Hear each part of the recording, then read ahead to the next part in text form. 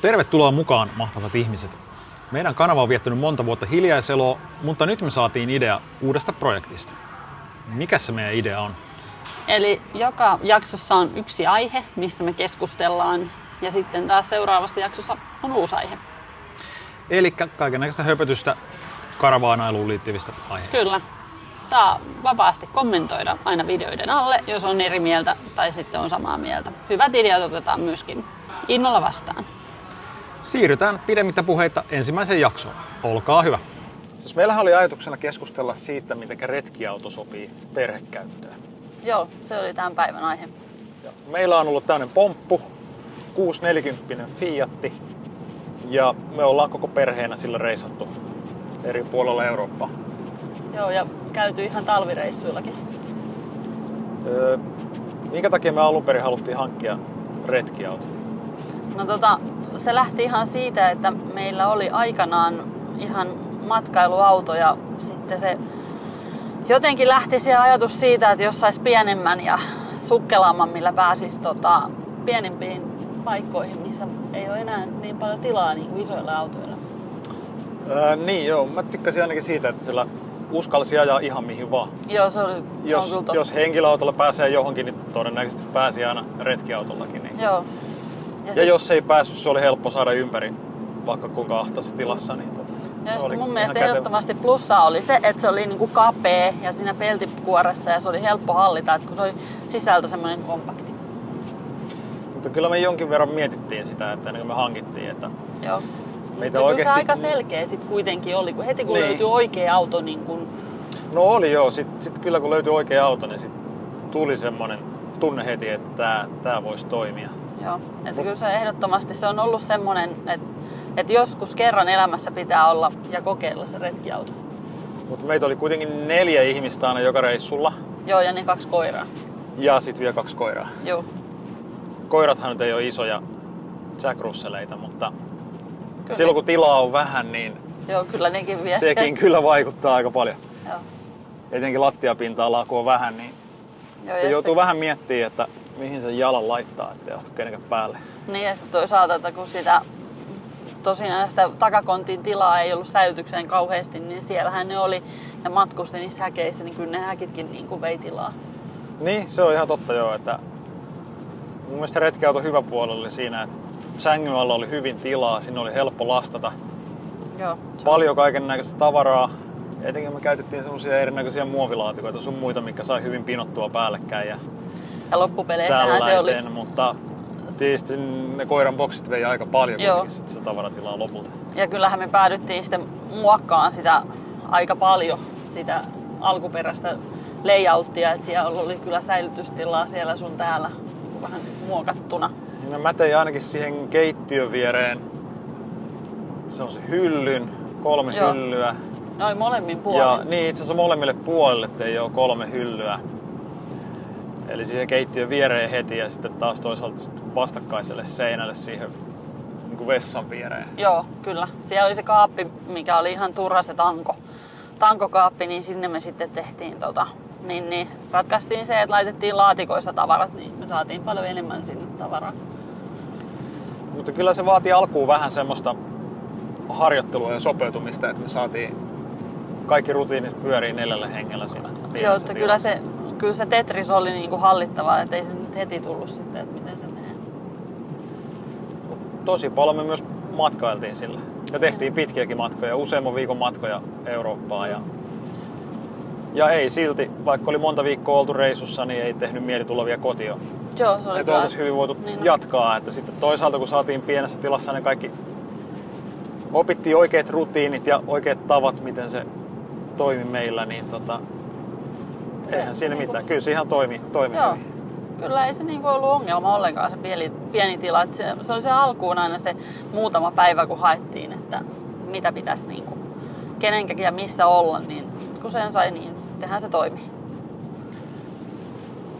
Päivisinhän tietysti se elämä on tuollaisella pienellä autolla etenkin, niin se elämä ei ole siinä auton sisällä, vaan siis se elämäntauti olla auton ulkopuolella. Joo, ei se kyllä. 4 henkeä siellä ei ole omaa tilaa kenellekään oikein. Ja silloin nyt mahtuu matkustaan paikasta toiseen, mutta sitten kun sä pääset perille, niin kyllä se elämä sit on niin kuin auton ulkopuolella aika lailla 100%. Joo, ei siellä sadekelejä ei kyllä hirveästi katseltu, että kyllä paikka vaihtuu aika tiheeseen, jos oli sadepilveä useampi päivä, kun se oli niin pieni tila, että ei siellä niin viittinyt olla.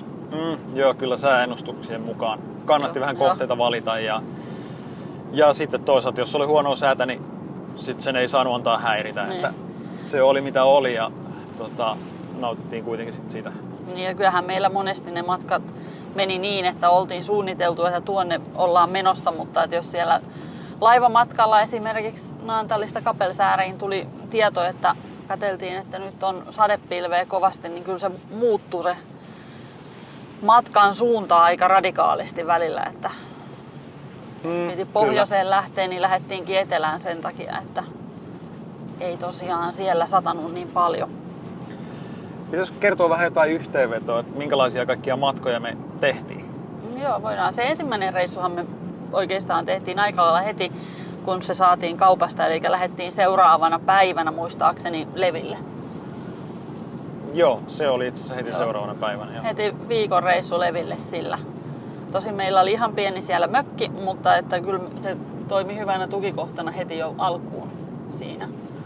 Kyllä joo. Että oltiin ihan rohkeasti heti ensimmäinen yö sillä matkalla niin siinä Oulun, tai ainakin oli tarkoitus olla Oulun tykönä Tupoksella yötä. Mutta sitten siinähän sattui kaiken näköisiä hauskoja kommelluksia. No siinä oli vähän kommelluksia, joo. Se oli talvi, milloin kaasupulloja ei oikein pystynyt vaihtaa. Joo, ei ollut. Tuntui, että Pohjois-Suomessa kellään ei ollut kaasupulloja vaihtaa, niin siitä oli pikkusen haasteita. Joo, ja sitten se, pitää auto lämpöisenä, mutta...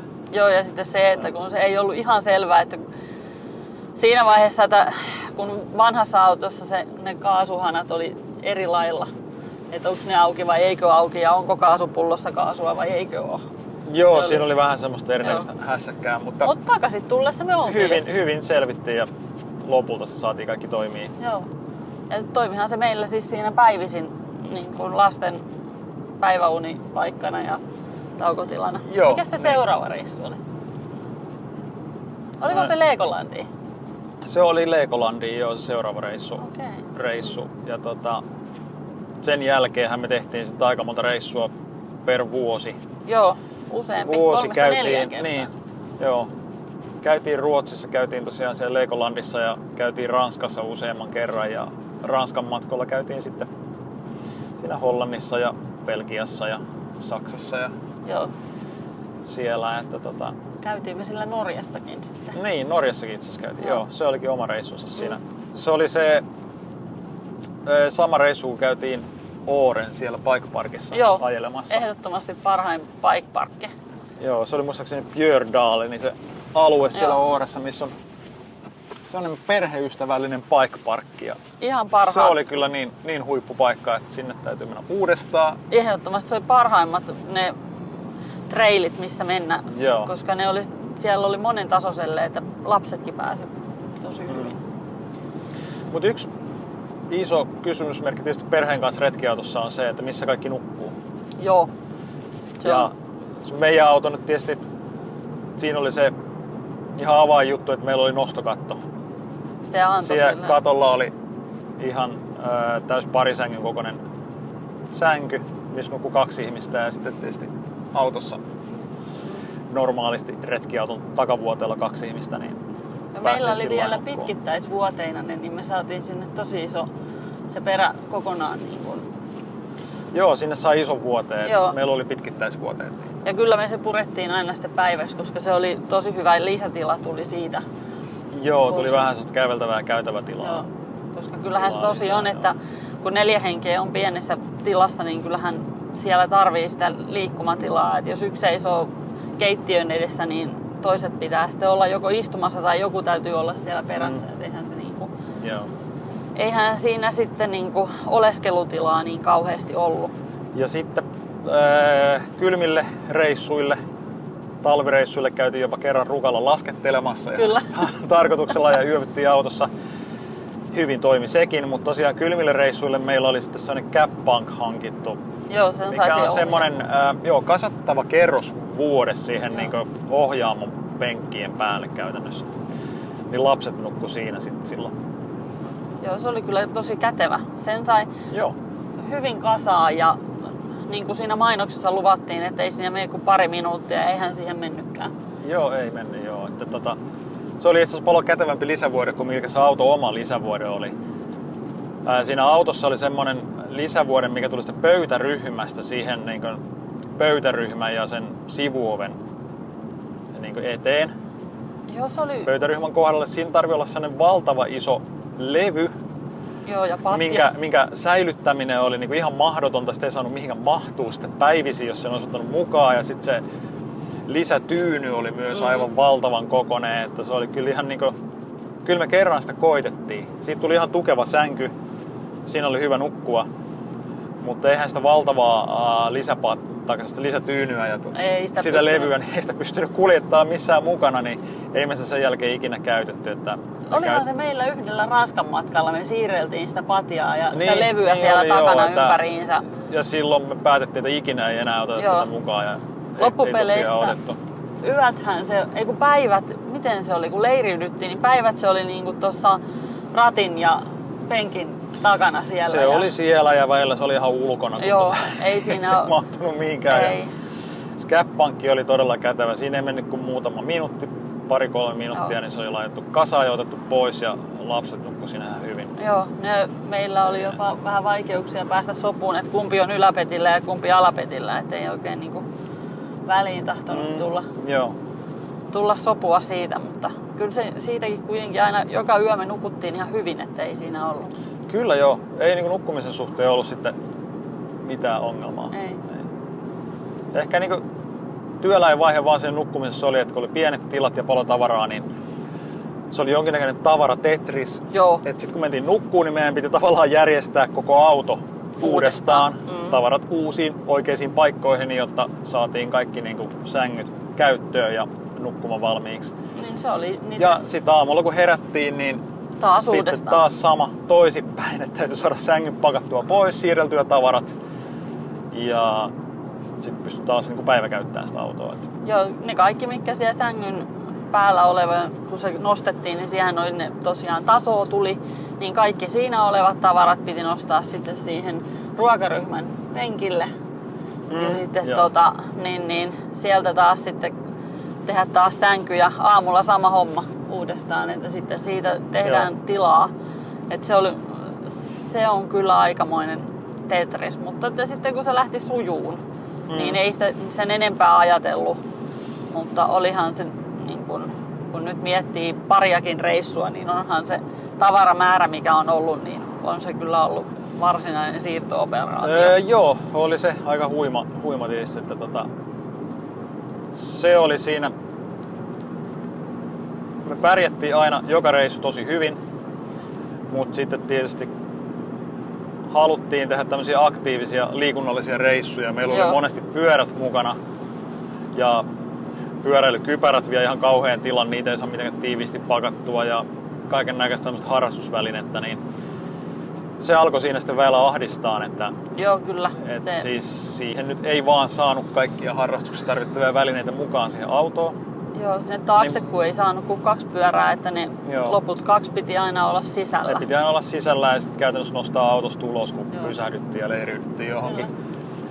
Et se ehkä vähän ohjasi sitten myös meidän matkailua, että alkuun tehtiin enemmän semmoisia harrastusmatkoja, missä oli paljon harrastusvälineitä mukana, mutta sitten me siirryttiin teatterimatkailuun. Joo, sitten kutsuttiin teatterimatkailuun. Niin sanottuun teatterimatkailuun, että mukana on lähinnä luottokortti ja raikasvesisäiliössä vähän vettä. Joo, ihan minimaaliset vaatteet. Joo, ja käytettiin paljon pesuloita ja kaikkien muita. Niitä reissuja ne nimitettiin tosiaan teatterimatkoiksi. Joo. Ja ne oli tavallaan helpompia, koska tavaraa oli vähemmän, niin pärjättiin paremmin sillä retkiautolla. Mutta taas toisaalta, kun se oli niin pieni, niin jos tarvi mennä just johonkin, niin sillä pääsi lähemmäksi. No joo, sillä pääsi ihan kaupan parkkipaikoille joo. melkein järjestää joka puolella. Et joskus oli semmosia korkeuspuomeja, ettei päässyt ajaa retkiautolla kaupan parkikselle, mutta jos vertaa aika harvoin niistä oli mitään haittaa meille. Että niin, jos esimerkiksi vertaa semmoiseen 10 tai 9 metriseen, niin sillä pääsi kuitenkin lähimpään matkaparkkia kaupungin keskustoihin, että sillä Että jos oli joku museo, mihinkä halusi, niin ei tarvinnut viedä sinne kovin kauaksi ja sitten ottaa pyöriä mukaan. Mutta että eihän se ihan semmoista matkailua sitten. Oli ne kivoja reissuja, mutta ei ne ollut ihan semmoista, mitä oltaisiin ehkä haluttu sitten tehdä. Ei ihan, joo. Niin Et se on se. 3 vuotta me sillä mentiin. Joo, 3. Mentiin ja nyt on käännetty katseita sitten kohti tulevaa ja mietitty, että mikä se olisi se seuraava matkailupeli meillä.